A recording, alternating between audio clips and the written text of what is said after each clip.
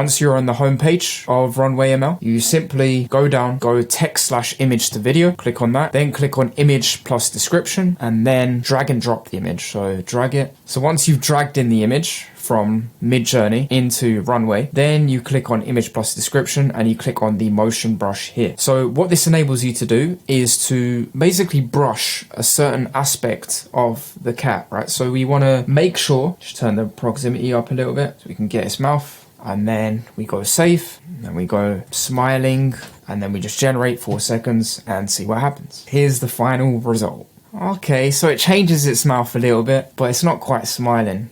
So I don't think it can do animals. I think it can only do people. That's a shame. Anyways, that is how you use Runway ML's motion brush feature. I will be doing a follow-up video of this and exploring it a bit further with humans this time around, because I think it's only suited to humans. But anyways, I hope you've enjoyed this video. And until next time, I've been Vay. Take care.